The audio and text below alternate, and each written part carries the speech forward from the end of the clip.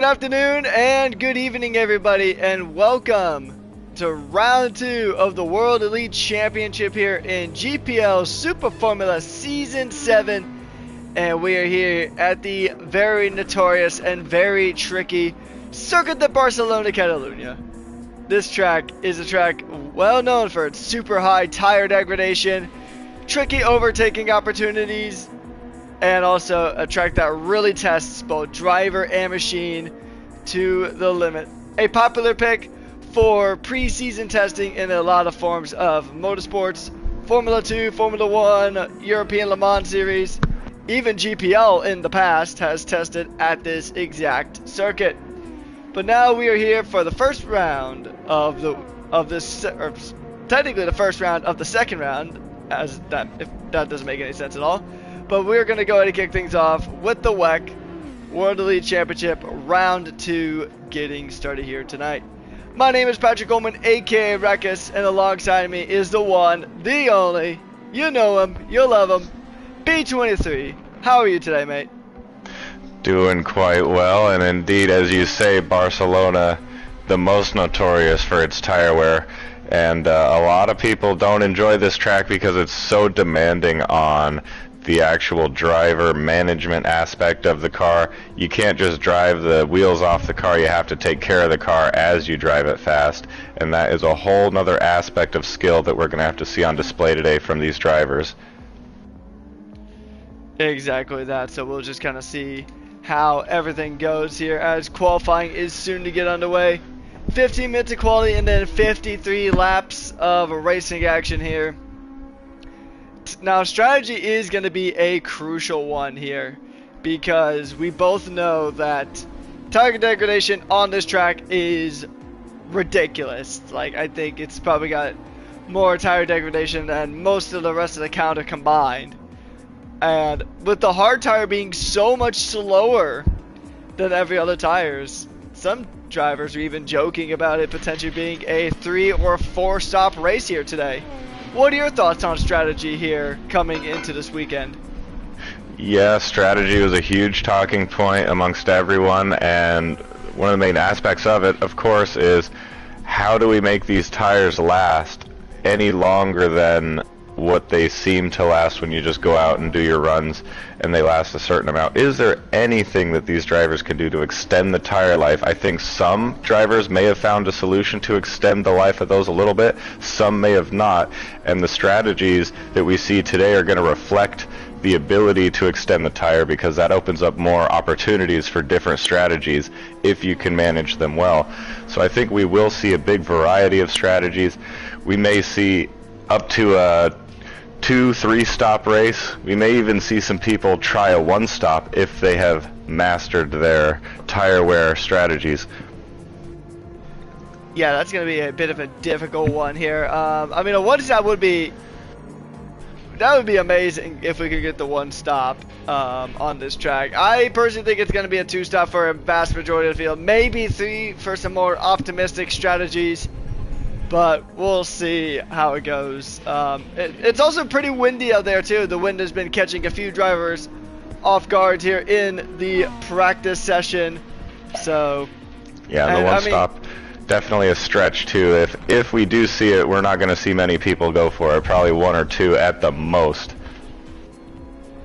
Yeah, I mean, that would definitely be something that one of the Boitas would have to definitely try. If it was one of the Boitas, I would definitely say that we would see it quite a bit.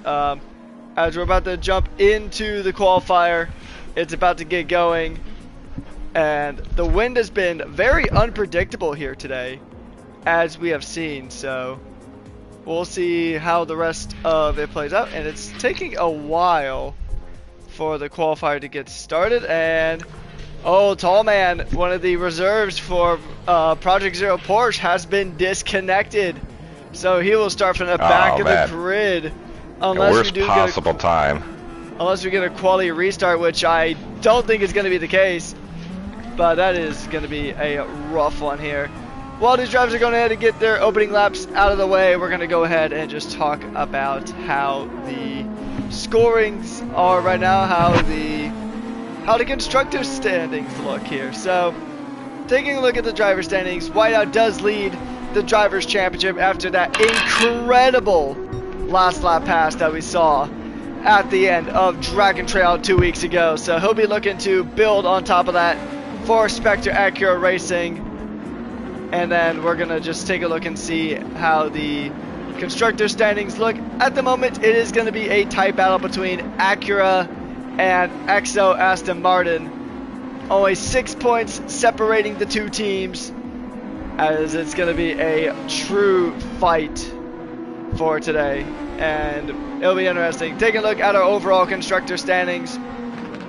P1 is Spectre Acura Racing with 47 points, followed by XO Aston Martin with 41. Foxhound 38, Toyota 19, High Caliber McLaren 9, Project Zero Porsche 6, and then LFO Racing at the back with 5 points.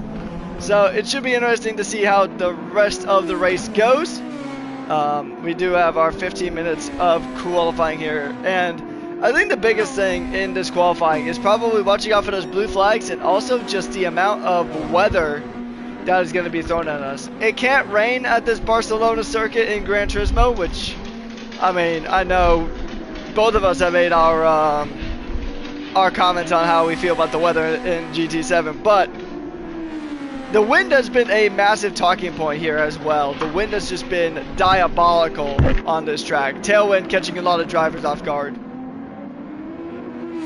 I believe this is one of the tracks too, kind of like Spa, where wind is especially going to affect you around the lap, because there are certain corners in certain directions that are extremely high speed, where you have to have the maximum amount of downforce in order to just barely make the corner, maybe flat out, maybe with a small lift, and the wind direction is going to completely solidify the answer as to how you have to take certain corners. That would be definitely turn 9 is the main one I'm thinking of. Extremely high speed right-handers.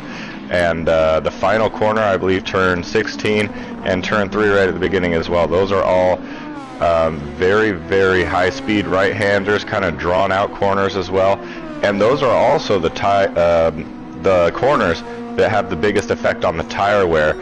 And so if you have a tailwind through those corners, you have even less downforce to keep your tires planted, which is going to make them even harder to manage through those sets of corners. Yeah, and I mean, tire management is going to be such a crucial thing on this track. I mean, it's the most abrasive circuit on the calendar by a very strong margin here, as we are checking in with our drivers here. May JP, the superstar from SWT last weekend, he won his maiden SWT Grand Prix, and he did it on his rookie debut in his division. He is back reserving up for High Caliber Racing, and he is going to go ahead and do everything that he can to try to see if he can work some magic here yet again. It is a higher division, a different team, a different car. So it is very possible that things are going to be a little bit trickier for him to get used to, but I mean, he's definitely got a massive confidence boost coming into today with that win under his belt. So we're going to see as the drivers go ahead and get through. Some drivers are definitely going to look for massive improvements here today. One of the drivers is the driver on your screen. It is Whiplash. He had a rough go of things last week, or sorry, last round I should say, in Dragon Trail. Going to definitely look for a big improvement here today, because Foxhound on paper, we talked about it last week at Dragon Trail, Foxhound was one of the teams that was like one of the favorites coming into it, because they had two really good drivers. You had Whiplash and you had Viper, also known as Adaptive Inc., but both of them, at least on their banker laps, haven't exactly set the best of lap times. Currently only P9 and P11, and there's 13 cars that will be on the grid. Unfortunately, Tallman did get hit with the unexpected error, so he will be starting from the back of the grid. He's another driver that's going to definitely be looking for an improvement here this week. Had a rough go at it in WEC and a rough go at it getting hit in turn 1 for SWT for Project Zero. So, or sorry, Red Bull Adidas. And, well, he's Project Zero too for WEC, but Project Zero is exclusively his WEC team that he is a reserve driver for. And then Red Bull Adidas is his main team for SWT. And it's unfortunate that he did get hit with the disconnection, as now we see the other Project Zero driver making his way to the line. He'll jump up into P8, and we'll see how he is going to do. We'll see how... I mean, this Project Zero Porsche team does have a lot of really good potential available for them. So they got two young drivers, two new drivers to GPL with Tallman and F16. F16 got a podium in his second race in the LMP Masters category, and he's been having some pretty solid results in WEC so far.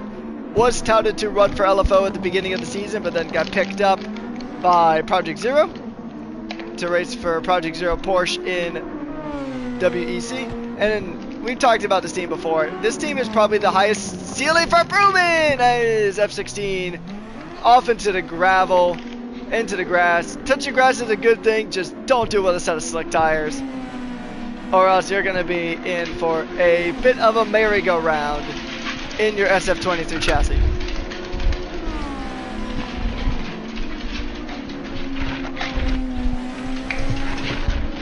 Absolutely, and I do think too that the extended qualifying time, because for this season it is 15 minutes instead of the typical 10-minute qualifying sessions that we had all last season, and that I think is going to favor certain drivers such as the Whiplash, who's really good at setting qualifying times. Whiplash is the type of driver, if you give him an unlimited amount of time, he will eventually find a way to set the top time. So an additional bit of qualifying session I think will help certain drivers like that find a rhythm eventually, because with the 10-minute qualifying session you have to be extremely efficient in maximizing the number of attempts you have, because based on how long the outlap is and the lap time, you're looking at a good 3, maybe 4 attempts if you set everything up just right timing wise. But here you have an additional few attempts to really take the pressure off of those first couple bankers and just really execute. It kind of takes a little bit of that pressure off, so you can just focus on getting into a rhythm and nailing the lap. Makes it a little easier. Yeah, and I mean, especially like Spa, when we go to Spa in a couple of weeks, Spa is a track where, I mean, it's the longest outlap on the calendar. That outlap could honestly take almost a third of that time, especially if it's wet, because you have a lot less pace in the wet. We'll see if Spa does become a wet race. We generally have about one per season. Whiplash having a bit of a snap there. It is an improvement, but I don't think it counted due to the last minute penalty that he grabbed. And oh, that's a bit of a rough one there. Another driver who's going to be really looking to make strides here tonight is going to be Lucian. Lucian had a really good recovery drive in Dragon Trail, but his qualifying was definitely less than any of us were really anticipating.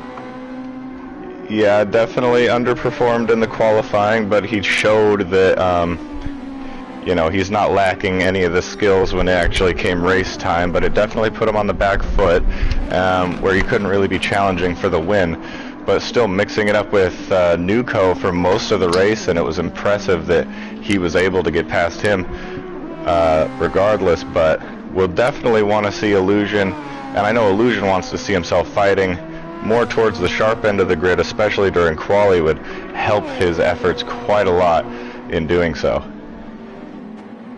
Yeah, and I mean, it was actually a bit of an interesting thing to note with the XO team in general, even with you guys in SWT. I mean, qualifying was a bit of a shocker for you guys, but you guys definitely made it up with the race pace at the end. And if XO wants to try to fight for these championships, if any team wants to fight for these championships, getting a good qualifier, it's not exactly required, but it does help quite a bit. Because, I mean, the race pace from you last week, we saw you climb up into second place with another last moment pass, similar to what we saw with Whiteout on Adaptive Inc. in Dragon Trail for WEC last round. But, I mean, having that better qualifying time is going to help you out substantially if you want to try to maximize the points. Because you talked about maximizing efficiency. Drivers are going to all want to maximize their points coming into this. And oh, Nuco has a bit of a snap there.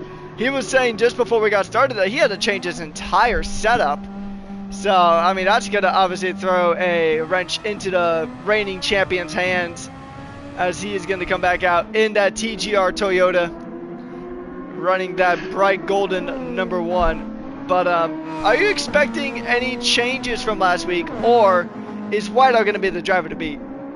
Well, I think Whiteout is always a safe bet for a favorite to win a race, so he's definitely going to find himself in the mix fighting for the win, regardless of the end result, I believe. But I do think we're going to see a little bit more of a competitive group at the front, and I think Nuco and Illusion will probably be more involved than last round.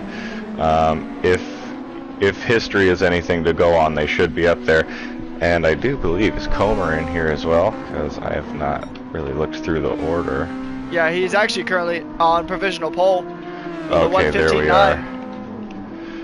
There we are, yeah, so Comer as well. Comer was not here last round due to some scheduling issues, but he is here today in the car. And Comer, as he goes off the track into the gravel, a little commentator curse there before I even said it, but I was going to say Comer is actually definitely one of the drivers to look out for. He's a favorite for a potential victory, potential pole position here. As we can see, he's broken into the 15s here in the qualifying times, which is just insane. And based on some scheduling issues, he may or may not find himself in the XO car throughout the season, swapping that seat with Alex in the meantime when he can't be in the XO car. And Alex is another dark horse to look out for. Was finding himself in P2 holding up our eventual race winner in Whiteout for the vast majority of that race distance. And you know, even acting as a bit of an obstacle, you have to have mighty pace to be an obstacle for a driver like Whiteout. And so it was a very impressive drive from Alex. I think he could also be in the conversation, but when it comes to just sheer race management and skill over an entire race distance, we know the main drivers to look out for, definitely Whiteout, definitely Viper, and I think Comer is going to be in that conversation today as well. Yeah, Comer was the only driver aside from Nuco to actually win a race during our recent, well, I say recent now, but it was about 6 months ago at this point, the LMP Master Series. So he showed up for Le Mans and won that race, and he was the only other driver to win a race aside from Nuco in that entire series. So we'll see if how Comer's going to perform. He kind of has a history of that, doesn't he? He just kind of shows up for a round, does extremely well, wins the race, and then just kind of despawns again for an undetermined amount of time. So interesting stuff there with Comer. We'll see how he can really benefit this XO team coming into this week. But yeah, I mean, there's some other drivers that we got to think about as well that really are going to try to prove themselves. May JP is definitely going to be looking for another strong performance here in the high caliber car. He got a win last week. He wants to get another one this week, which is going to be difficult considering the class that he is in. But all things considered, he's definitely got a good boost coming in. Also, Oreo is going to definitely try to get an improvement here in that LFO car. He had a pretty solid result last time, but he wants to build on that and try to give it another go, as May JP now improves up to 10th. And Rogue as well. Rogue also kind of had a kind of an anonymous race last time around, and he'll definitely be looking for improvements. Definitely, and that's for some of these guys, that's what this is all about, is just gaining as much experience as possible on the grid that contains most of some of the greatest drivers in the entire world in a Super Formula car on Gran Turismo. And that is crucial experience. You gain an extra gear when you're on a grid as competitive as this one, even if it doesn't look as good for you personally relative to the field. Those gains pay massive dividends eventually. By the time you are around closer competition, you can tell the difference it makes being around these guys. And for the likes of May JP, I mean, he has just been improving at a really rapid rate ever since we saw him debut in the DRL League. His skill level, his consistency, pace, race management, every aspect of his game has just constantly been improving since then. And on a grid like this, however, it's just so much super strong competition that I do believe if he gets P8, P9, that's almost as good as a victory on this grid. I would consider that nearly best of the rest as a P8, just given the drivers we're looking at on the grid here. Yeah, that was actually something that I was talking to F16 about a couple of weeks ago, actually before we even started the season, as it is the last lap of qualifying. And yeah, because here's the thing, right? It's such a difficult season for rookies to really kind of maintain that confidence, because I mean, you got so many strong drivers all competing. You got Comer, you got Nuko, you got Whiteout, you got Lusion, you got King making his return, Whiplash, Viper. I mean, you got so many strong drivers that the top 8 is really just pretty much a legacy legends here in the series. And then you got the dark horses like Alex, like King, like ASJ even to an extent, and drivers who can really just perform super well at these tracks if they don't get bad luck coming their way. And I think there's definitely going to be some drivers here that are going to be looking for that next step to kind of right the wrongs and try to start building that positive momentum here in this category after a rough week at Dragon Trail. And then on the opposite side of that coin, you got drivers like Whiteout who are going to be looking to build on from that momentum from last week or 2 weeks ago from Dragon Trail. Yeah, and Viper probably as well looking to capitalize, knowing that he let one get away from him, holding P1 the entire race, every lap of that race, until about 200ths of a second before the finish line. And so I know he's going to want a little bit of a redemptive session here today.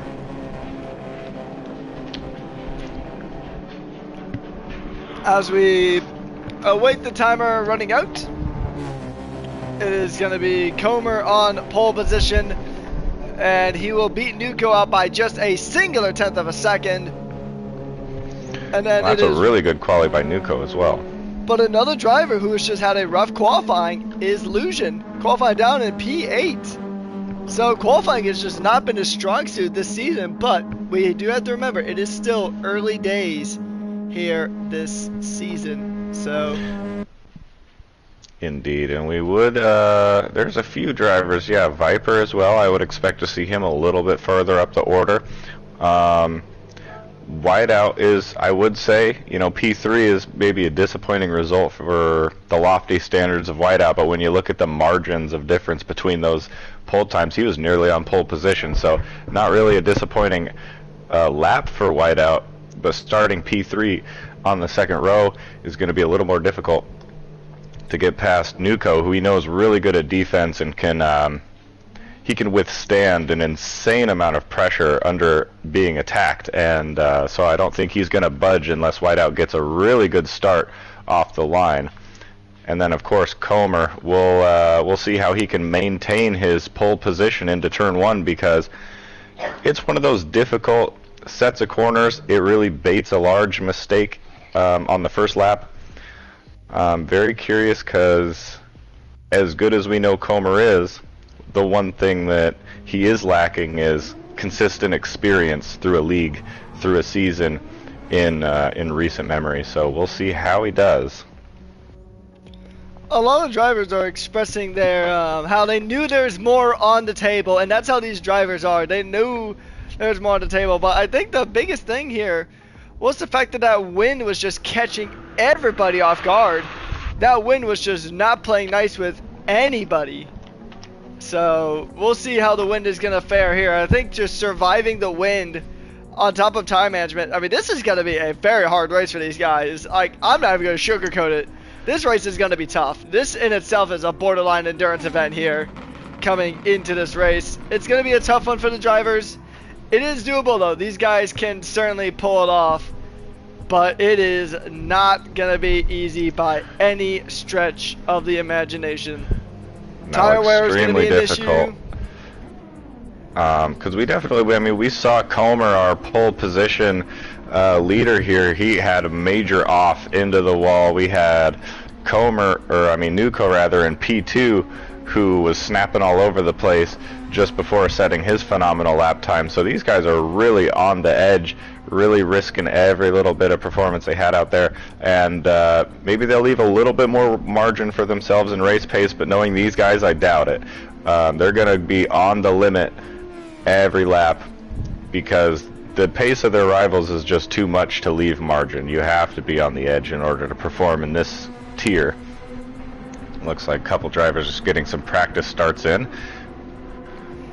Yeah, I mean, it's gonna be very interesting to see how these drivers really navigate and manage this one. Because I do like Barcelona, but I am not gonna lie to our very awesome viewers and say that this track is a piece of cake. It is not. It is a piece of concrete, is what it is. It is tough. It will test you. I mean, that's why it's so popular for testing in a lot of leagues and also in a lot of real-life motorsports as well. So we're going to go ahead and just talk to the chat for a little bit as things are pretty much about to get underway. I want to say a massive hello to Lily B. Parker Racing, Original Mix, aka Illusion, Marvin, Tallman, Pixel, Hop House. So qualifying is actually already done. So, good to see you, Hop House. Hopefully we'll see Kaiser Motorsports again in the near future. You'll have to hit me up on Discord later to let me know how you guys are all doing over there. And they're a team I do actually miss, because they were a very star-studded team. Pretty much, they're like kind of like how Foxhound was. They're just like a new team that just came out of the gates, guns blazing. So, maybe we'll see them in Season 8. And it is unfortunate that we're not going to see Pixel race here today, because he's another driver that's definitely he would definitely want to make a good return after a very tough Dragon Trail. Yeah, definitely. Pixel, another one that would probably expect a bit more from himself, especially from a stellar season last year in that EXO car. Basically, his natural habitat being P5, just kind of living in that zone for the whole season, which was exactly where he needed to be to secure the points for EXO to win that Constructors' Championship. And I do know this season's circumstance a little weird. I think he's still in Sweden at the moment, so he's not back on his home station in Japan where he has all of his equipment and headset and everything. So it has been a little bit more difficult in the last month or so for Pixel to be on top of his racing business, but good on him for at least showing up in the first round and doing his best, although I know that he knows as well that he could have performed maybe a bit better. But then again, we look at the competition, we can't blame him too much, because you know, it's hard to get any leeway on these guys. Yeah, exactly that. So it's so difficult to see. Just, I mean, there's so many things that have to go right in racing, right? It's a sport of variables. Like almost every sport is a sport of variables. In football, you know, there's a lot of different variables. In soccer, there's a lot of variables as well. There's so many variables in different sports that you have to kind of account for. Weather is going to be a big concern. Temperatures are going to be a big concern. Just what you have available to you is a big concern. So there's just so many things that are things you got to think about. Racing is no different. You got to think about your tires. You got to think about your fuel. And with these cars, you got to think about your overtake usage. And you got to think about the wind, especially today, because the wind seems especially brutal here today. And I don't think it's particularly the wind, the speed that's throwing everything off. It's really just how volatile the wind is. The wind will pretty much just switch around constantly. You got wind facing like northeast one moment, and then it pretty much does a complete 270 about 2 minutes later. And that is really tough, especially when there's so many laps too, and as you're practicing so many laps over and over and over again, you get into like a haze. You get into like an unconscious mode of driving, and once you really get the lap down, you found all your preferred braking turn-in points. You get into this unconscious rhythm where you're not even really thinking about the track anymore. The car is just kind of doing its thing, and you're just letting it happen very unconsciously. So when the wind shifts direction on you and you start to notice the exact lap that you were just doing 10 times in a row, 20 times in a row is no longer feeling like that anymore. It's starting to, you're understeering where you were expecting grip, or you're oversteering where you were expecting less. It can really catch you off guard, especially if you're not eagle-eyed on that wind direction the whole time. And most of us are not just staring at the wind direction the whole time we're racing. There's a lot to manage as far as your tires, fuel level, boost levels, and gaps to opponents, so it can be a tough thing to manage. And we are on the grid. Alright, so here we go. It is going to be round 2 of the World Elite Championship.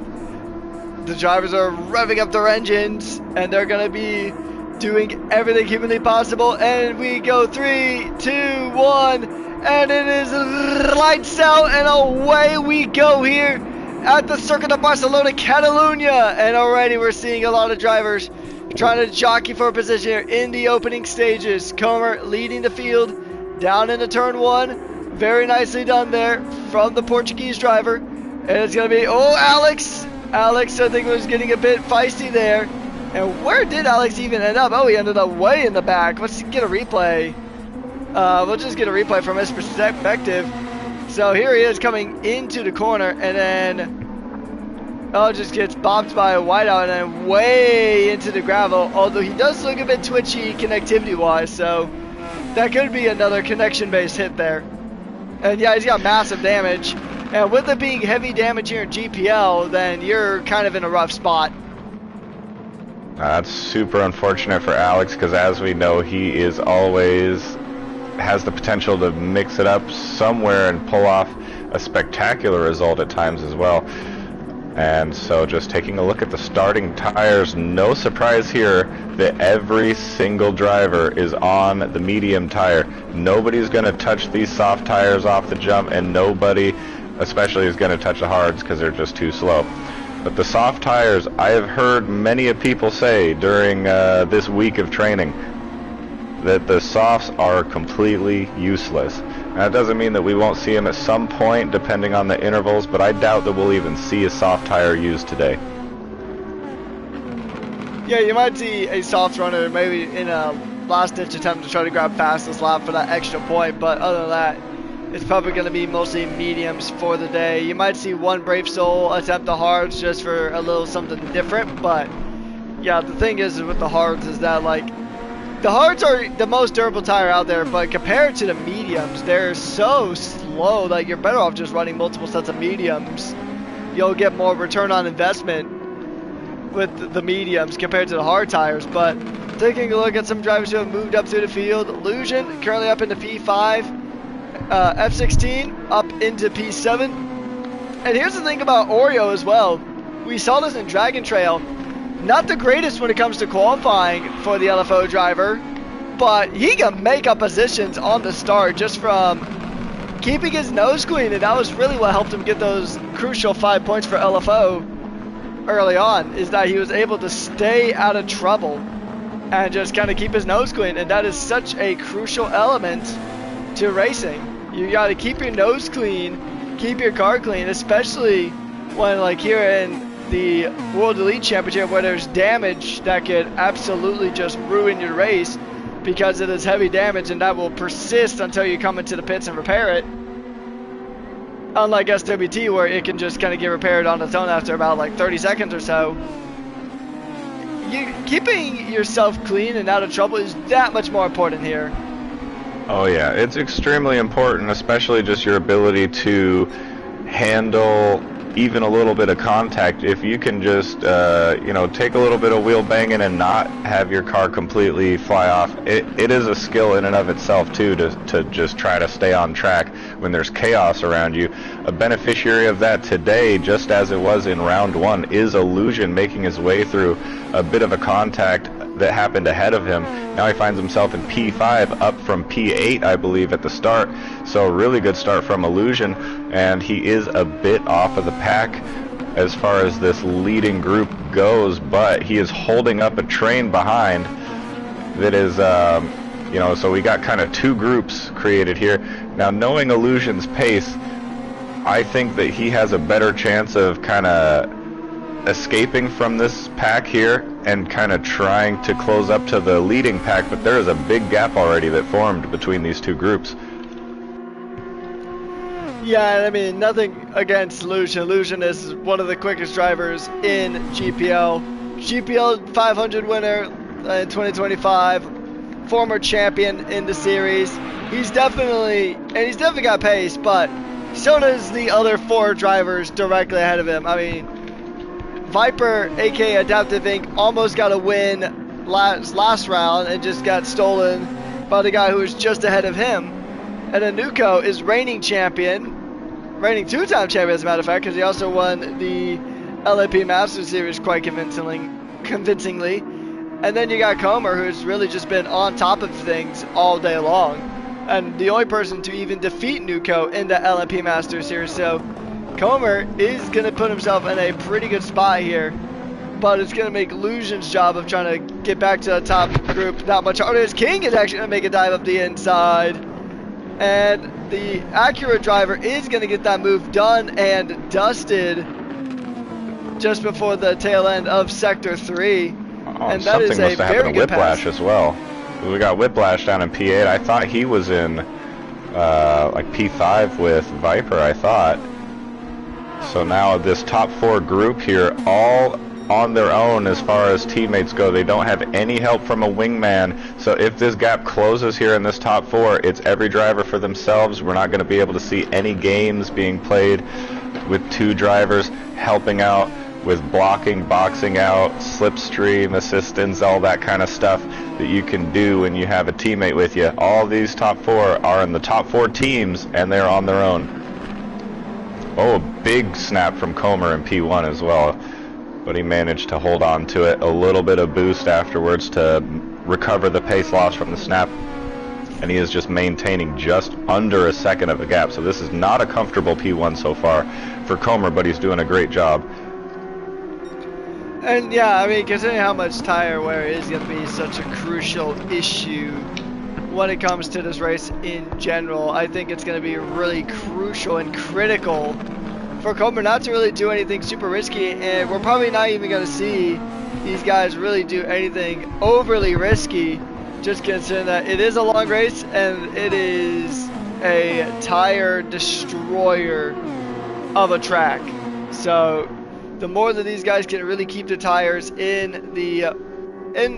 pretty much their life cycle, the better it's going to be for them, because tire management is probably, I mean, it's always a crucial skill, right? It's always one of the most crucial skills you can have as a race car driver. It doesn't even matter like what cars you're in, whether it's Super Formula, the X 2019, Mini Cooper one make. Tire management is going to be extra crucial regardless, but especially on this circuit. So and we're already seeing that kind of happen a little bit. If we look at Comer's tire wear in P1, it is noticeably better than Nuko's in P2, and even slightly more so than Whiteout's in P3. Because even though the gap ahead for Comer, it's not a super comfortable P1, he still has to drive really, really clean, but it's a lot more comfortable of a P1 in the clean air, managing your tires, than it is to be a Nuko P2. And you got Whiteout just behind you, so you have to maintain that pace. But you're also trying to stay within range of the race leader and not lose him. But when you're in that range, you're taking a heap of turbulent air, and just the way that these corners are profiled is very, very detrimental to get that dirty air. It's like an extra 5-10 miles an hour of wind direction that is not favorable to you on the car. And it makes a huge difference in tire wear as well. It just gives you understeer into the corners, and turn 3 that we're approaching right now is one of the main ones that is very difficult to follow with dirty air. Looks like Nuko's just getting to the end of that turbulent air range, but now we have a battle with Whiteout and Adaptive Inc. just behind, who picked up a track limit penalty, it looks like, who's also putting on pressure. Whiteout had a bit of a look, but he did just slot in there. And these guys, as you said too, if you're in these top 4 positions, you want to move up, but you're not going to try too hard to move up at this stage, because if you over push now, you're compromising yourself even more later on in the stint. Exactly. So stint timing is going to be everything here. And I know we talked about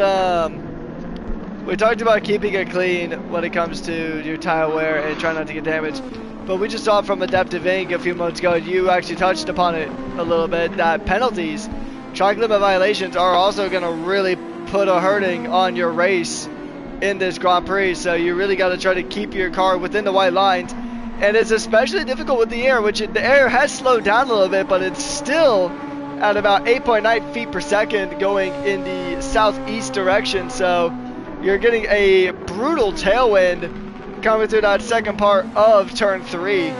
And there's other parts of the track too where you're really getting a nasty hit of that dirty, or not that dirty air, but the wind. And that wind, especially on these cars that are so dependent on aerodynamics and they're so aerodynamically efficient, that you can really just kind of lose it without really even meaning to. Yeah, and it can come so unexpected too, and in the turns where it's the most important too, like turns 9 and 16, the final corner, those are the corners where that dirty air and the wind direction will affect you the most, but those are also the corners that really bait you into going all the way out to the line of the track limit on the exit. It really, really wants you to go all the way out, and it's so easy to put your tire right on the line or just slightly over the line, especially you get a tiny bit of unexpected dirty air, and that's the difference between 1 centimeter over the line and a tire directly on the line, and that's also the difference between a half a second penalty, which, as you know, will cost you more than half a second. And just another thing about tire wear as well. I mean, we can look at Comer's tire wear right now. He's currently P1, got the clean air, got everything that he needs. And then we jump down to MJP, currently in P10, and he is dealing with every bit of tire in the book. And also, and actually, even worse, Arroyo behind. Yeah, I was just gonna mention the LFO driver really struggling with the tires now on those racing mediums. He'll probably have to come into the pits at the end of this lap, or else he's going to suffer a pseudo blowout, and that tire is going to be absolutely non-existent. Yeah, and this is exactly what we were talking about just ahead of qualifying, that we don't see this at any other track where every single driver is on the same age of medium tire right now, and yet the difference in tire wear is substantial between the top wear managers and the lowest wear managers. We got like I said, Arroyo down there with his worst tire being nearly 10% remaining. Then we got Comer up here, and his tire wear is actually looking pretty even compared to the rest of the field too, because it's not only just about maintaining the level of tire wear that you have, but also trying to keep the tires balanced. So that means if all of the really hard corners on the tire are all to the right, and you're kind of managing the tire as you're turning to the right, it also could mean pushing extra hard in the left-hand corners to kind of deliberately wear your left-hand tires a little bit more to keep the tires in balance, and that keeps the car a lot more predictable as the tires get worse over a long stint. Yeah, and actually Whiteout's in a pretty rough state with his tire as well. That front left looking really rough compared to the car behind and the car in front. He's probably got the worst tire wear out of this front running 4-pack here. King is looking pretty good on his tires. Whiplash could be better. Nobody is as rough as Oreo, and actually he's into the pits, so he's going to come into the pits, swap to a different set of tires, and we will see what tires he goes on. Probably another set of mediums, or he might be the one guy to try to brave the hards. We'll see. It's another set of mediums, to the surprise of nobody.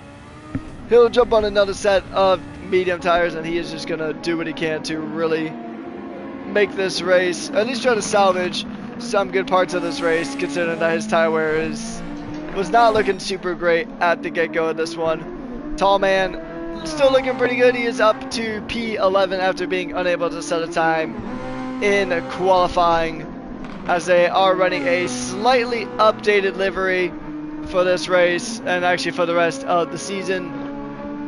Pretty similar to the regular one, just a bit more black. I think the bottom of the livery has a bit more black than the original variant, but we are seeing some drivers out. AJP's tire wear is also looking pretty rough too at this stage.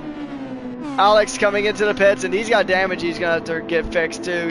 He carried the damage from the beginning of the race. So Rogue actually pitted in a bit earlier. He had some damage on his Toyota. So there's still a lot of stuff you really got to go through in this race. It was quite the struggle race for Alex, especially just having to carry that damage from lap 1.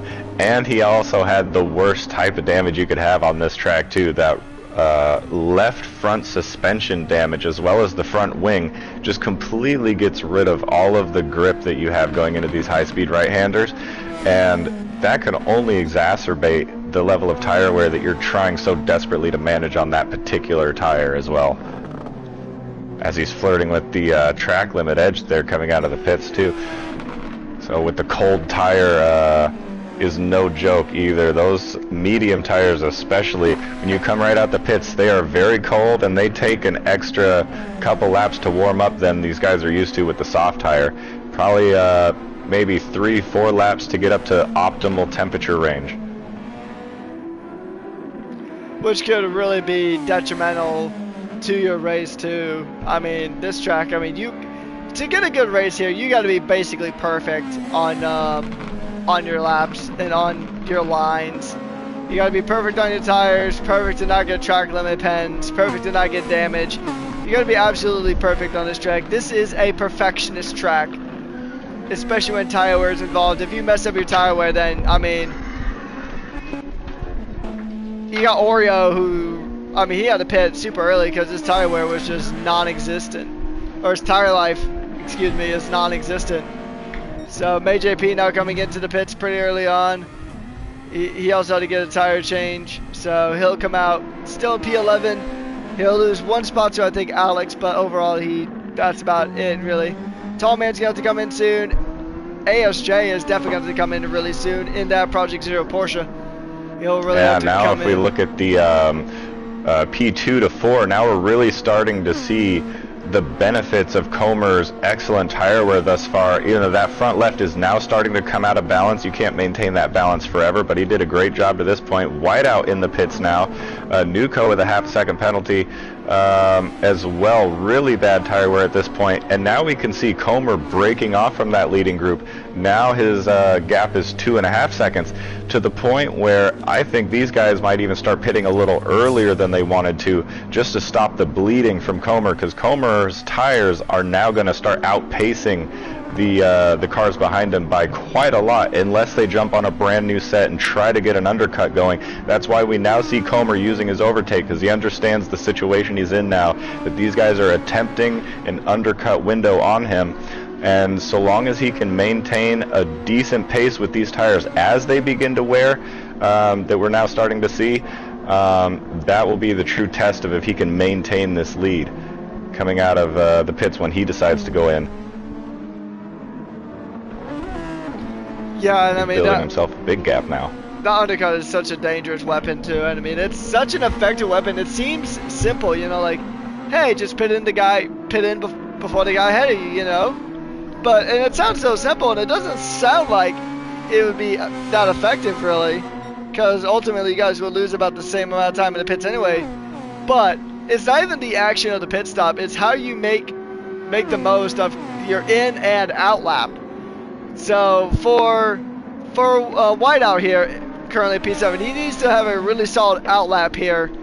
No traffic, full speed, clear air, and he really just has to make the most of everything that he's got.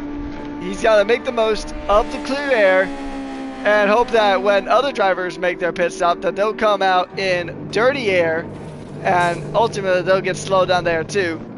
Racing is, you're almost always playing 4D chess when you're racing, especially in such a hyper-competitive series like the Grand Prestige League. Oh, what has happened here? Somebody has had a bit of an off, and it is Rogue having a bit of an off there. We'll see what happened here. So here's Rogue touching a little bit of the gravel. I think he was trying to... Oh, he just spun. Just spun right there, and then... yeah, that was a tough one. He might have even locked up his brakes a bit too. So Rogue having a bit of a tough go at things in that Toyota. He was definitely going to look for a better weekend this time around, but I know he's also dealing with some injuries from what I've heard, so... Oh yeah, for sure. Oh, and Viper attacking Nuco into turn 1 here. Deciding to stay back for the moment, but yeah, these guys are getting feisty. Nuco's tires completely destroyed at this point. Yeah, not quite. Vipers are not quite as bad, but they're also pretty bad. Comers are now starting to get into that level of really not good as well, but he's also dumping his overtake, which up to this point before he started dumping it, he also managed much better than the cars behind. The other cars behind had used about a quarter of their overtake just to kind of race with each other, to be around each other in that group. And probably to recover some pace from the dirty air too, to stay together, because the dirty air will separate you.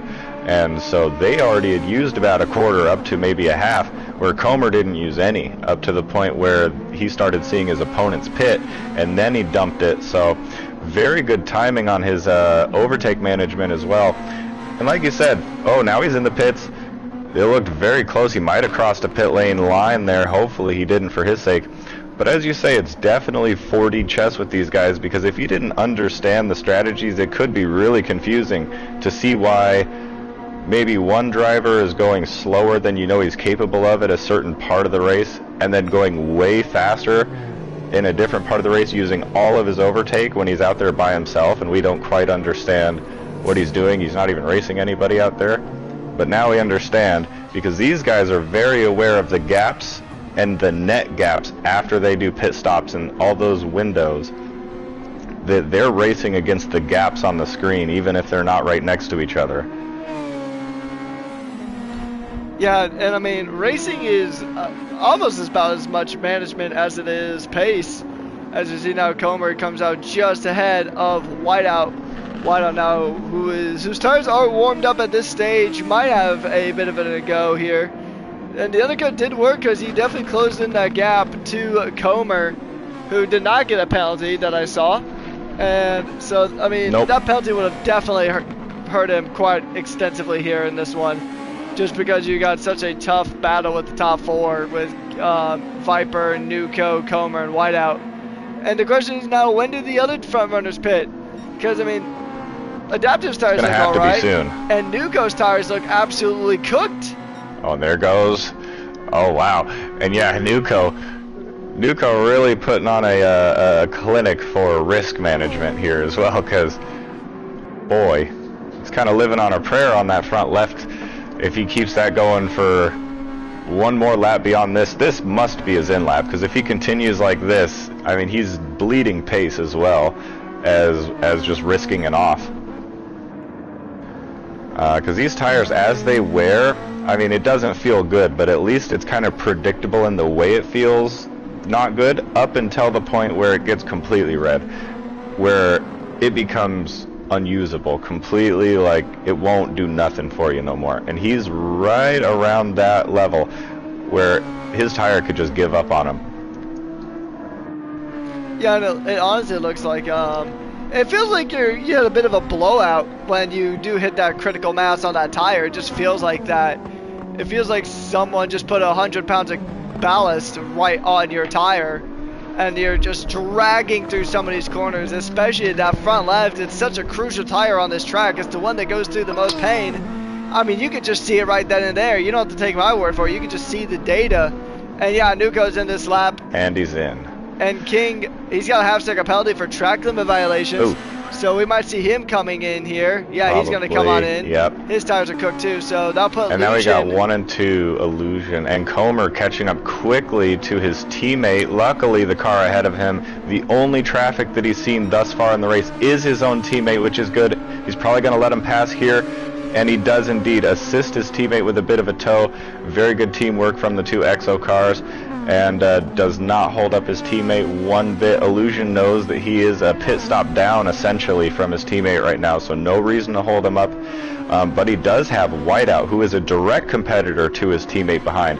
I doubt he's going to be as graceful to Whiteout and let him by. He'll probably put up some defense. Illusion looking really good on his tires so far. Maybe did he pit earlier actually? He might have pit before the other guys. now that I'm looking at this. So very different intervals the two EXO cars are on as far as their strategy right now, but that is actually helping Comer out massively if Illusion can stay ahead of Whiteout for as long as possible here. Whiteout on much better conditioned tires than Illusion, though. Illusion still has some grip left in them, but that is definitely advantage Whiteout as far as this battle right here is concerned. However, while it is advantage Whiteout at this stage, you got to think too, this is ultimately advantage Comer, because he's going to have to take a while to actually try to get past Illusion here. And these two were rivals in the past, so there's really no love lost between these guys making their way through the track. And here's the big thing. Here's the big thing that we have to kind of think about as well. Even if Whiteout gets past Illusion relatively quickly, he's already losing a considerable amount of time to Comer, who's now back in that clear air. And Whiteout's going to be stuck by Illusion for a while. Illusion is not going to make things easy. He will pretty much take up his role as the Norwegian Minister of Defense and hold up Whiteout for quite a while. And if Whiteout doesn't get past Illusion soon, then Comer is just going to continue to run away with this one.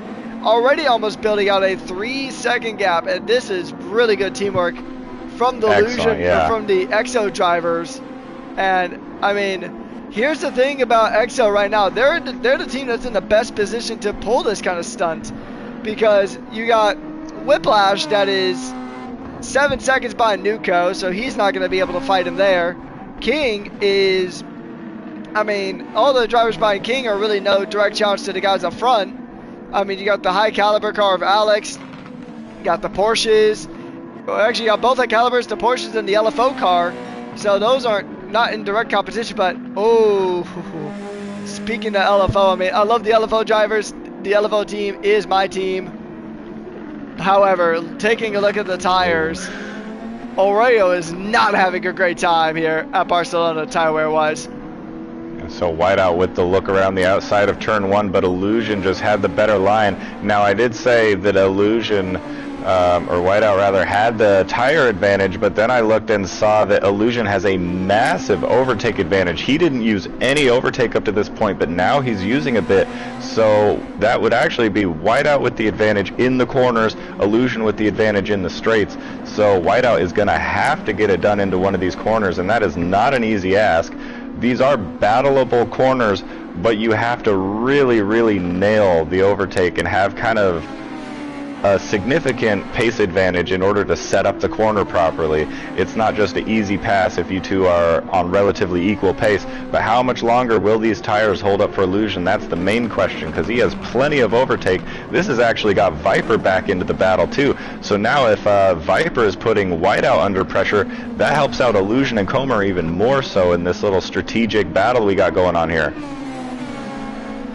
Yeah, exactly that. And we'll see now as Viper is now pretty much right up to the back of this group. It's going to be a 3-way train down into turn 1. Whiteout's going to go ahead and take the outside, burning up all of that overtake, and he's going to go ahead and jump straight into P2 now, finally getting ahead. Illusion losing 2 positions. He lost 1 to Viper and 1 to Whiteout, but the job has been done. The team game was played, and EXO is going to benefit handsomely from that one, as now, for the most part, I mean, the biggest rival in the constructors is Foxhound and Acura, and right now, the race finishes as it is, EXO will take the lead of the Constructors' Championship going into round 3. Yeah, and it did look like Illusion kind of just gave up those positions there on that straight. I think he just thought, okay, my job is done, I cost them plenty of time, now it's time to focus on my own race again, because on that straight in the previous couple laps he was deploying a lot of overtake to keep Whiteout behind, but he didn't deploy any overtake on that particular straight and kind of just let them both have the inside line as well. Not something you generally see, but I think also because Illusion is starting to get to the point on his tires where they're really, really bad, that he just wants to kind of let them by so that he can not lose any race pace and just maintain the pace of his own tire while he's still on them ahead of his next and likely final pit stop of the race. Exactly, we're roughly at the halfway point of this one here today. about another 4 laps, and we'll pretty much be right at the halfway point of this race here at Barcelona, and it is going to be a difficult one for these guys to really try to manage as they continue around this circuit. I mean, everybody is pretty much spread out here for the most part. Not too many drivers super close. I mean, you do have a battle for P2 here, for grabs here between Whiteout and Viper as we hop on board now with the Maltese driver as he's trying to chase down Whiteout for P2 on the track.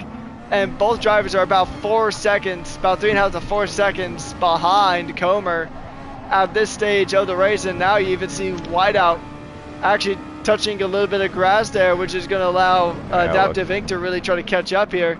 But here's the thing about Whiteout is right now his tire wear is practically non-existent, or sorry, not his tire wear, his overtake is practically non-existent at this stage. So he is in a really tough spot compared to everybody around him, because you need that overtake. And now Lucian is actually burning a bit of overtake to try to run away from Nuko, his championship rival from last season. Those two were fighting for the championship at the all throughout season 6, and now here in season 7 they're battling it out for P4 on the road. As it's going to be a tough one. Nuko looking for an inside. He's got the inside line. That move is as nice as you'd like it to be, and he will jump up into P4 on much better tires at this stage. So Nuko up into P4, but they have already. But Lucian has done the team game very, very nicely. Now the question is that do you think that we would have seen Lucian kind of fighting for podium spots here if he had a better qualifying? Definitely. I think the level of kind of just race management and race IQ that Illusion is showing is definitely top level here today. And yeah, the 4G chess game, the management game that we said would be so crucial in this race is playing out just like that. And we're seeing the best managers of this race putting themselves in the best positions, that being Comer and Illusion so far. Illusion, basically the only thing that stopped him from having an even better race is that qualifying performance earlier on. But very, very well done thus far. And Comer as well, even though he's back in P1, he is losing that gap a little bit. The cars behind are closing the gap, but Comer also has better tire wear and a significant more amount of overtake as well. So managing his car has paid dividends thus far into the race. Now we're only about we're less than 50% race distance now, so a lot can change from here, but so far Comer has managed his car better than everyone else. He finds himself not only in P1 with a bit of a gap with his two rivals kind of fighting behind, but they're also pushing their cars a bit harder than they have to in order to try to put themselves back in position to contend for a race win here. Yeah, I mean, we knew coming into this weekend that management was going to be such a crucial part. This is probably the most management-heavy track that's going to be on the calendar this season. And that's the beauty of our calendar, that there's so many different tracks that challenge so many different aspects of a driver and their skill set. Some challenge raw pace. I mean, you got tracks like Monza on the calendar that aren't exactly management tracks. There are a lot of raw pace on that one. Dragon Trail, which is kind of right in the middle. Spa, kind of right in the middle. And then there's just other tracks where you really got to fight management, like this track, and also next week at Watkins Glen, or sorry, 2 weeks from now at Watkins Glen. You got to think about management there as well, because you do have not as many corners, mind you, but still similar types of corners that can really just chew through your tire wear if you're not careful. Yeah, that's very interesting, very different types of corners too on different tracks throughout the season, and it requires a slightly different driving style in order to tackle the corners in just the way that they want to be attacked. Different types of curbs even, it requires very different car setups too, so these guys not only have to be extremely smart in the moment with their tactics, really skilled behind the wheel of driving the car itself, but they also have to have kind of an engineering mind on them as well in order to set up their car in order to even get that maximum potential out of it once they do get behind the wheel. And this track is no different, requires a very unique setup in the car. Usually these guys run a specific gearbox as well, tailored to the corner sequencing of this track, just to make sure you get every single amount of rev out of the engine into each corner that sets your car up optimally for once you turn in. Like, it's very intricate and deliberate the way these guys are doing every little detail ahead of the race too, the things that we don't see that also require a lot of skill. Yeah, and I mean, on the surface, and I've actually talked to people like this where on the surface it looks like, oh, it's just racing, you know, oh, just drive faster, LOL. But no, there's so much more that goes into it. I mean, you got to manage literally every part of your car, and you can have the fastest car out there, but if you don't know how to drive it, you're not going to get the most out of that car. And you really got to fine tune the car to just how the track drives. I mean, different drivers will have different preferences in terms of just driving style. Some drivers like a bit of understeer, some drivers like a bit of oversteer, some drivers, you know, they just like what they like. Some drivers want more aggressive downforce, others want less aggressive downforce. You know, so it's all just driving styles and track preference, really. And we'll see some drivers are good at some tracks, others not so good at this track. And actually, hey, you know how you said nobody's going to be touching the hards? Well, I found a taker. Way. It is Oreo. He took the hards. Right. But here's the thing. He's actually catching Tallman here, although Tallman did just take a penalty for track limits. But the hard tires actually might work out here a little bit. I'm not going to say that Oreo, also known as J-Mart, is going to jump from P12 to the win here. I'm not seen saying enough that he's much. winning. But it might help him out at least get one spot. Yeah, and that's the thing too, opens up a lot of possibilities when you're in last place and you got big gaps ahead. You can try whatever you want, and you know, you're not going to hurt too much worse than if it doesn't work out for you. You might as well do the gamble, and I think that is the right move at this stage, even though everybody knows on paper these tires are the slowest. But there's so much going on ahead of you and you're in last place, you might as well give it a try, because the race might just come back towards you. When everyone starts doing their pit stops, they get tangled up in battles, maybe an incident or two happens. You know, sometimes the race has a way of coming towards you if you just stay consistent, run your own race, and keep it clean. You know, really consistent average lap times, the race does find a way of working its way back towards you. Yeah, and it'll be interesting to see who else will be a taker of the hard tires, if anybody, because it is an interesting decision as Major P now gets out of the way for Comer as he just exited the pits on a new set of mediums. But we are just about at half race distance now, so about 50% of the race left to go. A little less than that, but oh, Tallman has a massive snap that could open the door. And oh, what has happened here? There's a lot of smoke coming out of Tallman's car. Oreo's just going to come on past, and something happened with Tallman's car, because he just lost so much there, and he's going to try to make the dive back, but Oreo holding on now, and Oreo on basically the black sheep of the racing tires, those racing hards. He's moved up into 11th, gaining one on Tallman. Tallman must have had a bunch of wheel spin there, or some kind of massive lockup, because there was so much smoke pouring out of that Porsche. Yeah, probably a bit of a drift then. That's usually the main thing that we see smoke coming from in this game is, oh, another bit of a snap there. Yeah, Tallman might want to get off of these tires sooner than later, because, yeah, that's hot. And very good move from Oreo, we must say, because outside line in turn one, almost losing it. But that's a tough corner.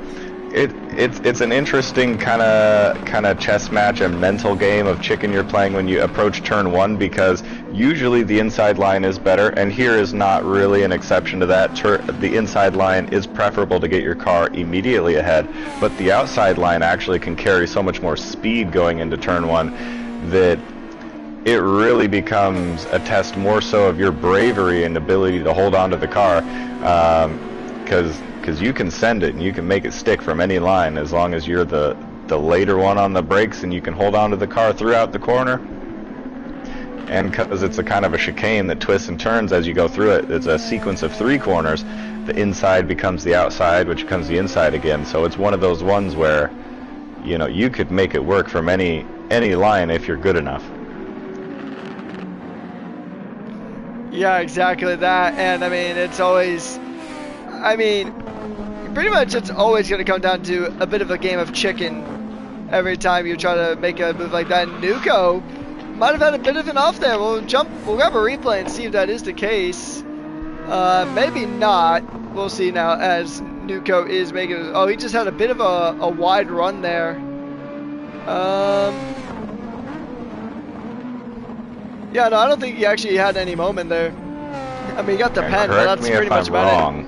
Isn't the wind direction completely different than last time I looked at it? I thought it was going to the right last time. Now I see it's going up. Yeah, that's exactly what we were talking about a bit earlier there, is that the weather, like, rain is not a thing on this track as much as it really should be, to be honest, but the wind direction just changes so much. I mean, you have a better chance of predicting, you know, who's going to win the lottery compared to what direction the wind is going to be facing. Because earlier it was facing that southeast direction, but now it's totally north. So it's completely different, yeah. And so, based with how the track is laid out, you get so much more tailwind at so many other corners. You get a tailwind through turn 2. You get a tailwind through turn 5, and honestly, pretty much most of sector 3 is going to give you a very nasty tailwind, so you really just got to be careful, extra careful now through those corners, as we're starting to see the tires wear off quite a bit for some of these front runners, as now Adaptive Inc. is catching up to the back of F16, who's currently in P9. And crucially turn 9 as well with oh yeah, let's see if he can get the a clean overtake on a back marker. It looks like he will. But crucially, turn 9 as well. That's the turn that is extremely high speed. You're right on the limit of whether you can make it at full throttle or maybe a small lift in order to make the corner. But now you have a tailwind through there. So every lap before this, before the wind direction changed, they were pretty confident doing it the same way over and over again. And now all of a sudden you have a tailwind, and it's going to make you understeer, and it's going to bait you into a track limit. I wouldn't be surprised if we see a little bit more frequent track limits at that turn 9 than we had earlier in the race. Yeah, so that, I mean, that could really change up the entire dynamic of this Grand Prix here, as these drivers are starting to kind of feel the effects, and Alex is spun around, and that tailwind claimed a victim, and that was almost a very unsafe rejoin there. We'll get another look at it here. And actually, I think this is Lucian coming up to the back of Alex here. So here's Alex coming through and that he's corner. In the gravel again. And yeah, he's just going to spin on his own. Lucian now coming through, and very close stuff here in this race. So, and yeah, Alex is having a bit of a tough time of it. Lucian is back up into P6. But, I mean, yeah, that unsafe rejoin could have really hurt both of the races pretty much to a critical level. As actually, something we haven't mentioned yet is we do have one retirement. Rogue from Toyota has retired from the race, so we are down to 12 drivers on track.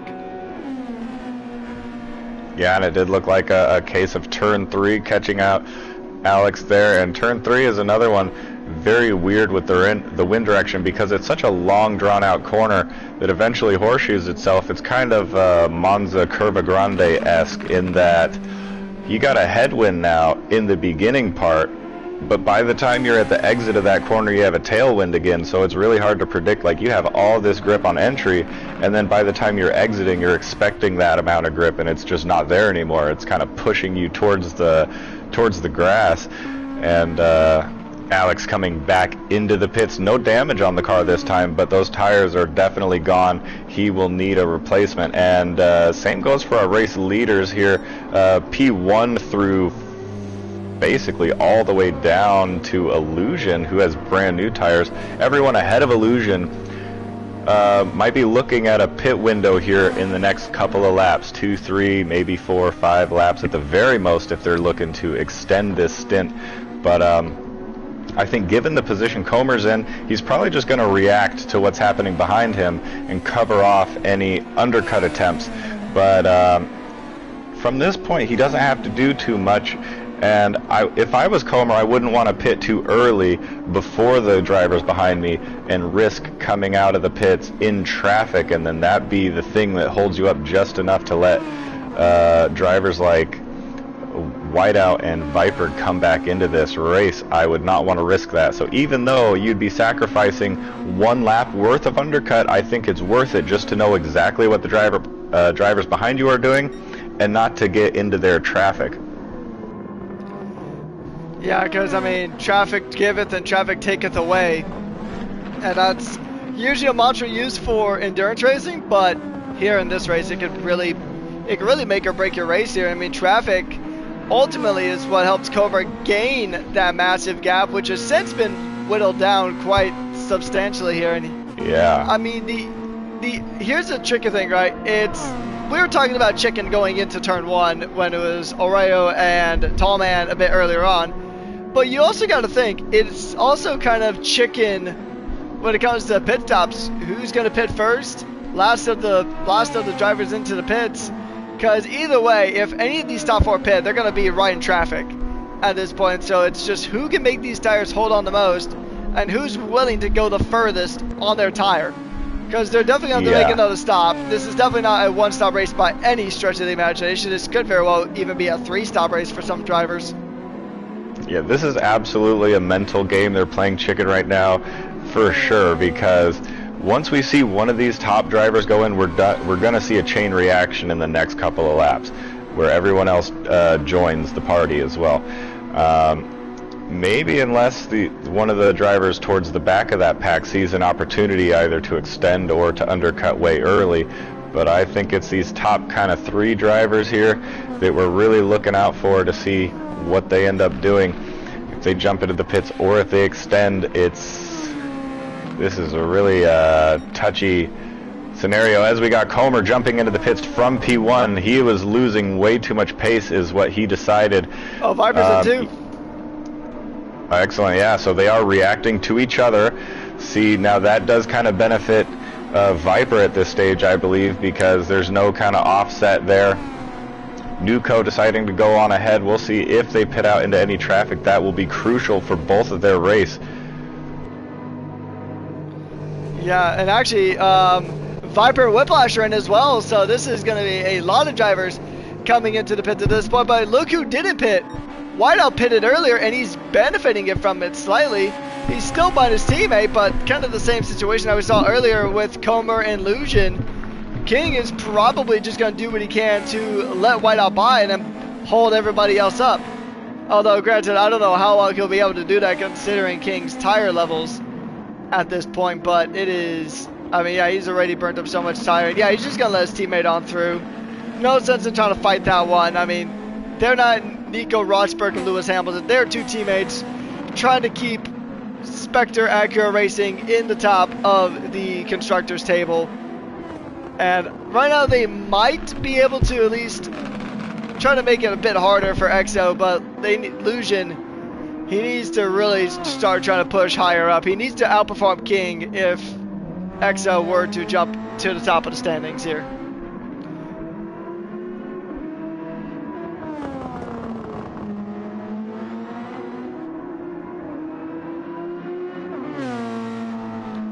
As now we are seeing Nuco make his way into the pits. And I mean, yeah, that front left tire was absolutely gone on that Toyota. So it's going to come into the pits, swap out for a fresh set of rubber. Maybe a bit of a splash of fuel to get to the end of this one. We'll see. Tires off, tires on. And a little bit of a splash and dash of fuel. King is coming in as well, so Lusion... Well, actually, Lucian's a bit far back to actually jump up any positions. He might jump King, but that's going to be about it. So King and Lucian are probably going to be a fight here. But actually, Whiplash is also going to come across the line. So EXO is in the spot to retake the lead of the Constructors' Championship after this round. But once again, we're only on lap 36 out of 53, so there's still a good amount of racing left to go here today. the gaps have pretty much spread out for the most part. There isn't really any close battles on the field, although Nuko does have another half-second penalty, getting caught up by the wind. And the wind still facing the same direction, but it has picked up a little bit now, 9.1 feet per second in a almost totally north direction. So turn 2 going to be extra treacherous at this stage of the race. It looks to me like the closest thing we'll have to a battle here soon, and not even immediately, but maybe in the next couple of laps or so, would be the 2 high-caliber teammates of Alex and May JP potentially coming together, because we know Alex has a ton of pace, and May JP doing really well to hold his own even as much as he has, but we know Alex has top-level pace, and so I would expect to see them close that gap, especially given the tire advantage to Alex as well. So I do think we'll see a little battle. Maybe it'll just be a clean letting through of Alex, since they are teammates, but you know, P9 and P10, you might as well get some elbows out, give us something to look at. Yeah, because I mean, Major P, I mean, he is a rookie. He does have a win under his belt in SWT for XO. Funny enough, but it's crazy that both of these drivers have shared a high caliber seat and an XO seat in the same season, just across different teams. That's actually true. A pretty funny thing to really think about, but it'll be interesting to see. Alex was on the Porsche team last year, but now Porsche having a completely new driver lineup this season with Tallman NF16, the former LFO lineup. And now we're going to see how these guys really try to play ball here, as Alex is still trying to close in the gap to his younger teammate of May JP, as these guys are really about to get into it and get into a very fierce battle here in WEC. And it's interesting to note now the Tallman is into the pits, the Porsche Project Zero driver. Although he doesn't have any damage, but his tires still feel pretty new, to be honest. So, bit of an interesting call there for Tallman. Wonder why he opted to pit in so early.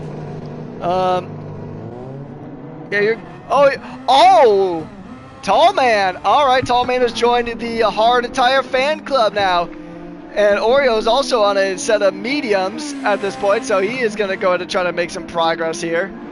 Try to keep his tires in the window, but I think Tallman might have seen how Oreo was able to utilize these hard tires, and he decided to give it a go himself. Absolutely, and it does seem like Viper as well is the man on track with the most pace at the moment, and that is not good news if you're Comer, who has collected a tiny bit of gravel on the exit there before the final corners. That gap's still slowly coming down, little by little, but now it is just under 2 seconds now as they broke past that final corner. So a lot of race left to go, but given the pace difference at the moment, this looks like advantage Viper.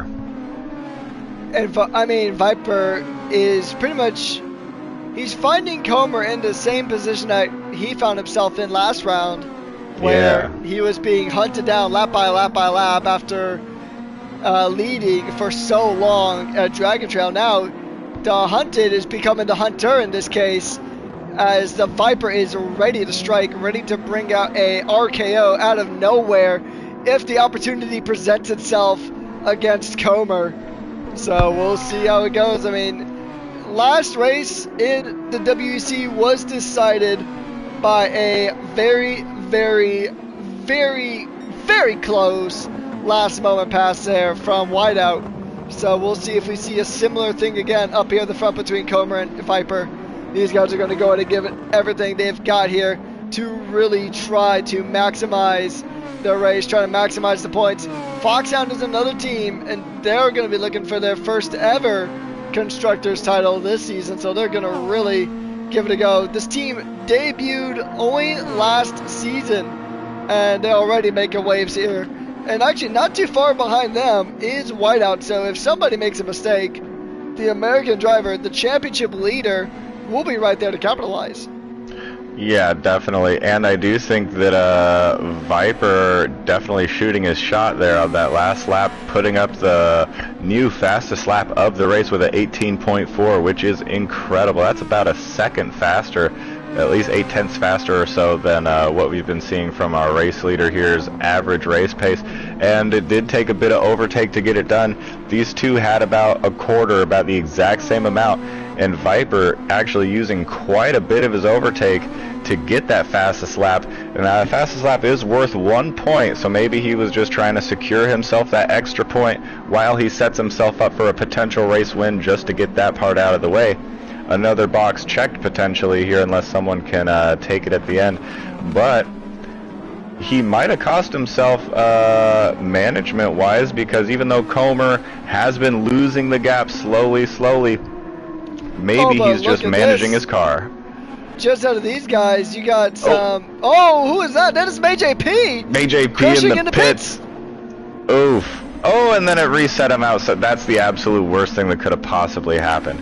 Is if you get stuck in the pit lane for too long, it will reset you onto the starting grid, which is beyond the line to enter the pit. So he decided this is the worst possible, like, I have to pit now for these tires, and now he has to take another lap on them while carrying a penalty. This is the absolute worst case scenario for MayJP, and it looks like it's not going too well for Alex either, as he now has to get out of the way for some back markers, or I mean he himself is the back marker. Now he finds himself in between P1 and P2. He has the pace to kind of hang out here. Oh, yellow flag ahead now. Who would that be for? Oh, we have Illusion and Whiplash fighting it out. Two around turn 3, wheel to wheel. Whiplash dumping his overtake, Illusion on his overtake as well, but Whiplash has just run out, so that's major advantage there for Illusion in that regard. Whiplash with a bit better tires as he takes a look around the hairpin, but it's not there. Illusion doing a great job at positioning his car just ahead to prevent overspeed of a good exit. And there goes Illusion with a great sequence of corners to build a little bit of a comfortable zone there, a little bit of a buffer. That was a nice little battle. Exactly that, yeah, that's always fun to see. I mean, you know, when Illusion's involved in a fight, he's always going to make things interesting. He is such a veteran in this league that he knows a thing or two because he's seen a thing or two. The Super Formula 500 winner from 2025. Now really MayJP properly in the pits now. Yeah, and actually we actually went over the replay. We'll see if we can actually get the replay again. So just bringing this back up. So what happened here was he was trying to overtake F16. Those two were in a fierce fight. Dirty Air coming into the pits. And then I think he tried to get the overtake done in the pits and then just lost it from there. And then he got hit with the reset. So penalty plus reset. MayJP, I mean, he had... Whoa, who is that? That's Tall Man actually having a bit of a moment there. So we're going to grab a replay of that just to see if we can catch what happened there. And... okay, so Tall Man came out of the pits. MayJP right he's behind. In the grass too now. It's a cold tire. And he's having a hard time. On the replay, and oh yeah, just cold tires. And he was just letting them through, so... Nothing that Tall Man did particularly wrong, but he was just letting the traffic on through, so... Yeah, and that is good on him, but then he tried to recover. Oh, and a big snap and a spin there for Tall Man as well, into the little high-speed chicane. Yeah, just super tough with the cold tires. As I said, they are no joke, as he's still snapping around. So not only are they cold, but they're dirty now too, as he got into the grass and a little bit of gravel too on those. You know, the dirty tires, as well as them not being up to temperature, it's just, there's no grip right now. I mean, they look good because they're brand new, but it'll take a few laps for them to actually feel brand new. Yeah, you're basically like a cheetah on an ice rink when you're at that stage. You are just trying to fumble around, trying to get some kind of grip, and the tires will not cooperate with you. I mean... Now, Alex is all over his overtake as well. Hopefully he's not trying to battle the race leader here. Yeah, I mean, high caliber... I mean, here's the thing. it's typically against the rules for someone who's been lapped to really try to fight the race leader. Or I don't think it's particularly against the rules, but it's definitely very frowned upon at minimum if it isn't against the rules directly. However, it's not like, because I can sort of see it in the situation of, like, say, Lucian and Comer a bit earlier on, right, where Comer is a teammate and he was doing what he can to help his teammate. May JP is not in a position to fight for a race win here today. Although granted, and I know what you may be thinking, you know, what has happened to May JP? He won last week, and now this week he is on the struggle bus. You gotta remember too, it is 2 different categories. So he won a tier 2 race in SWT, now he's racing against tier 1. So 2 totally different classes, 2 totally different sets of drivers. There's some overlap with Tall Man, but for the most part, it is a completely more experienced driver field, and generally a faster driver field as well. So he's still punching above his weight here, but Barcelona is a track that really just takes absolutely 0 prisoners. But here is the upside for both himself and Tall Man.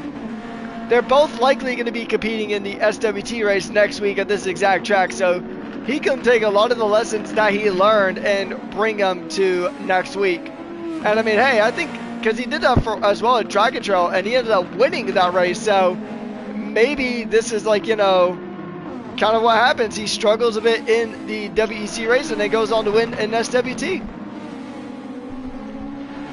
Absolutely, and I think there's a good chance of that too, because just in talking with him about his approach to these WEC races is that he's looking for all the experience and little tips and little things that you get, like even just practicing is great experience to prepare for the race, but nothing can quite prepare you like being in the action yourself around all the cars at race pace when it's not just a practice race, because there's a different mindset when you're in a real race for points. Something clicks with these guys and they're in a bit of a different mode, and I do think we'll see him improve even just his individual performance when it comes time for SWT, because this is such a hard track to manage, as we've talked about all race long, that mistakes were made for sure, and I do think that he is the type of driver that can learn from his mistakes and learn very quickly, and I don't think he's going to repeat the same mistakes too many times. Yeah, and if you make and I mean, failure is the best teacher, so they say. So if you don't make a mistake, then you're not really trying. It's kind of the mantra that you hear time and time again. So, I mean, you got to give him credit for trying to compete in a class above where he qualified for, and still scrapping it out here as Oreo and Tall Man. This is going to be pretty much the fight for. Oh, but they both have front wing damage. Oreo's got a blown tire. Oh, in the pits. So. Yeah, so this is a pit race between LFO and Porsche. And he's going to get the front wing repaired as well and back out onto the track. And then Tallman's now also going to do the same. He's going to exit back on the track as well. But Tallman didn't actually take new tires. Oreo did, but Tallman did not. So Oreo is going to be on a bit of a better... He's going to have a bit of an advantage here, although granted he is 2 laps up, and Tallman stopped on the track. Oh, he's just letting these cars go through, and then he's just gonna go again. I was thinking maybe there's a bit of an issue in that Porsche. Like, I mean, I don't think you could stall the cars in GT7, but I was thinking maybe he might have stalled the car or some kind of accident happened. But no, he's just letting the lap traffic on through.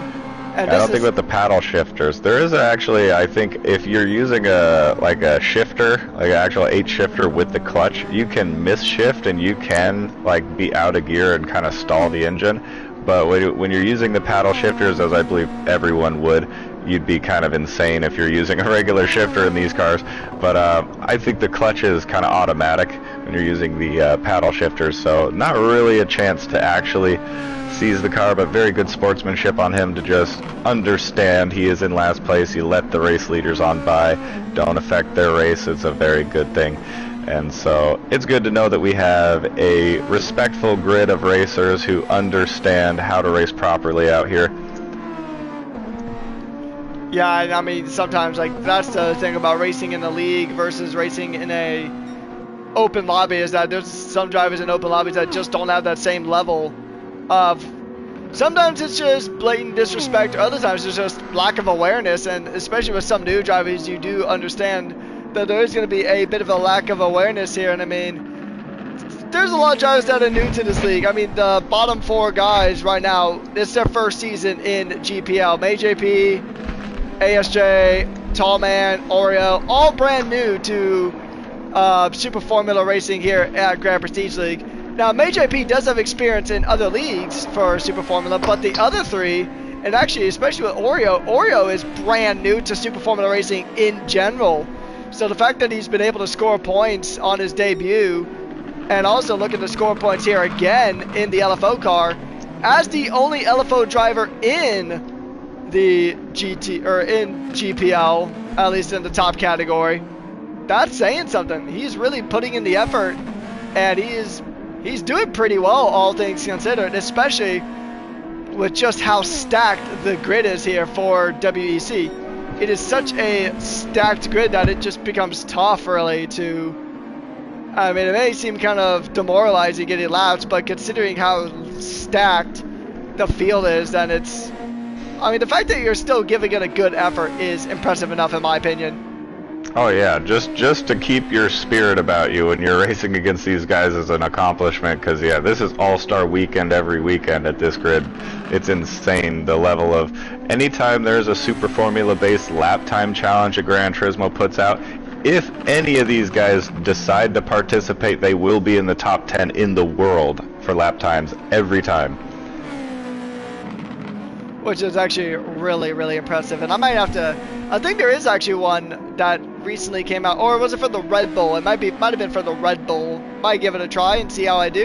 Definitely not going to be nowhere near the pace of these guys here, but it is good practice though to really kind of get to grips with things. Although I know those typically throw BOP on, which really changes the whole dynamic of the race, as I got distracted by probably the funniest comment I've seen here today from J-Mac in the YouTube chat. Now I gotta, oh, and that's my boy too, now I gotta see. Got so distracted from the stream that I accidentally flushed his dog down the toilet. Oh, hell yeah. Hopefully you'll be able to get him back. That would be a very unfortunate thing to lose due to a toilet incident, but jumping back to the on-track action now, the gaps are still pretty far spread out. I think Adaptive Ink is starting to kind of fall back here from Comer.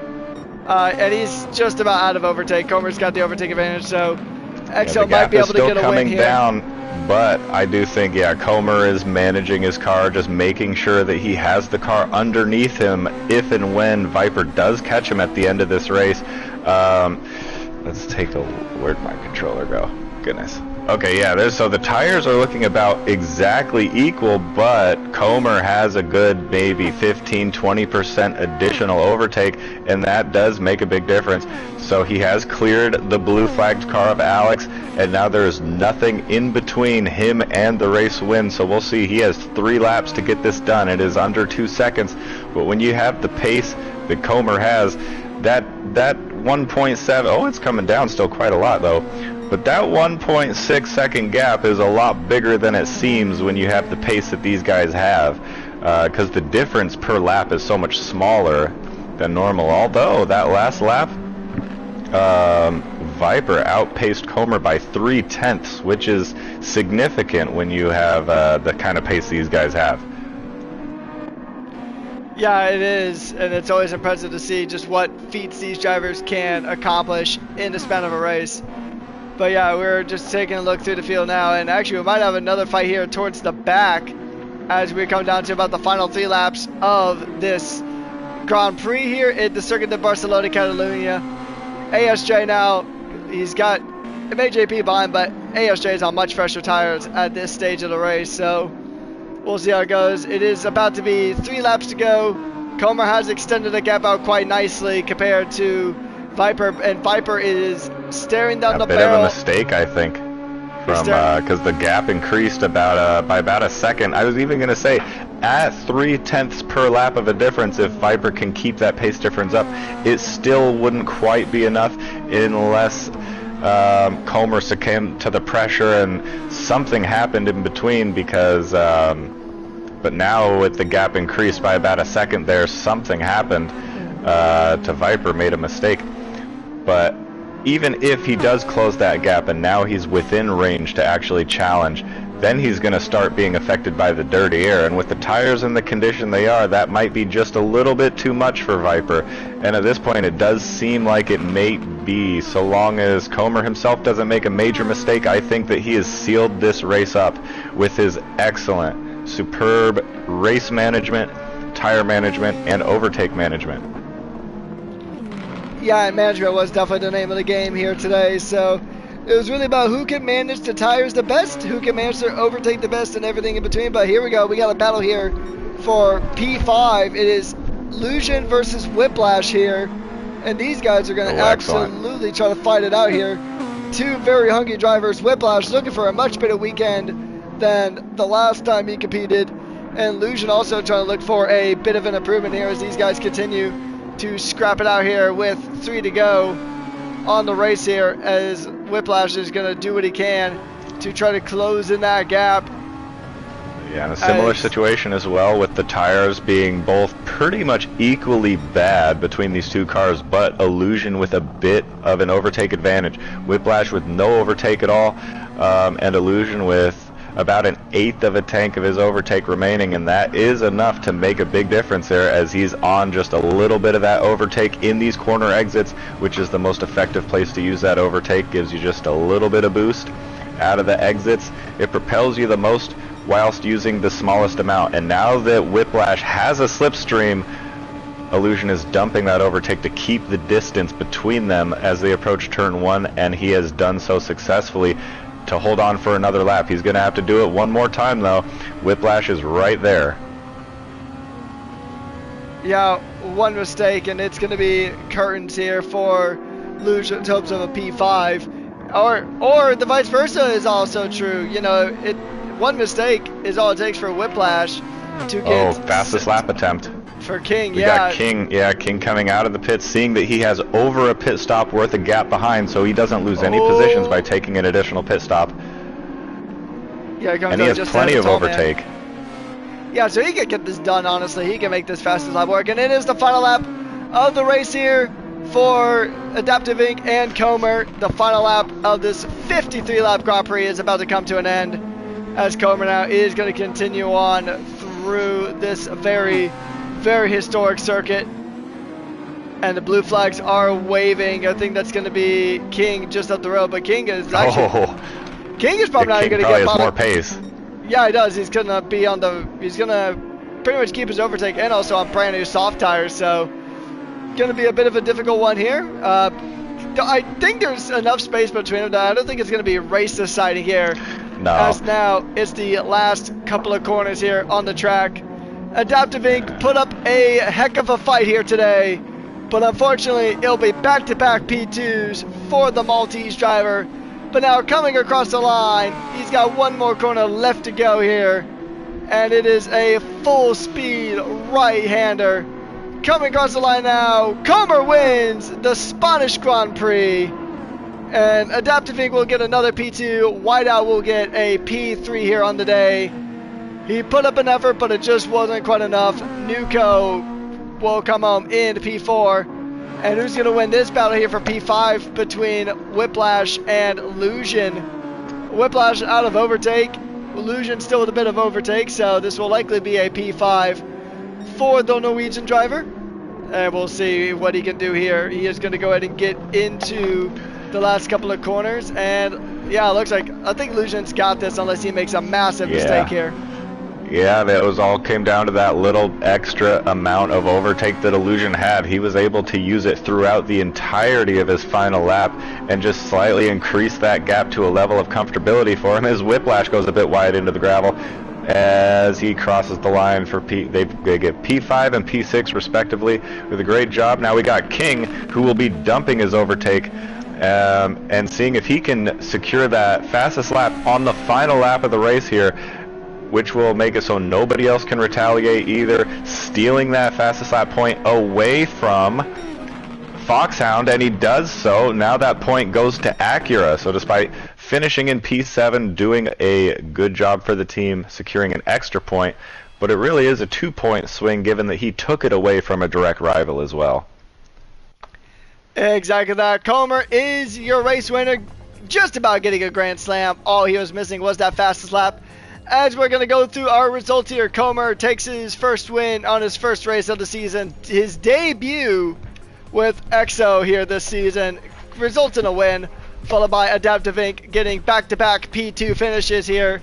A very consistent start to the season. Whiteout P3, Nuco P4, Illusion P5, Whiplash P6, and then P7 and P8 are both held by German drivers. King P7, Alex P8. And then take a look at the rest of the field. It is going to be ASJ, a lap down in P9, followed by May JP, Oreo, and Tallman rounding out our finishing drivers, with Rogue not being able to finish their Grand Prix here tonight.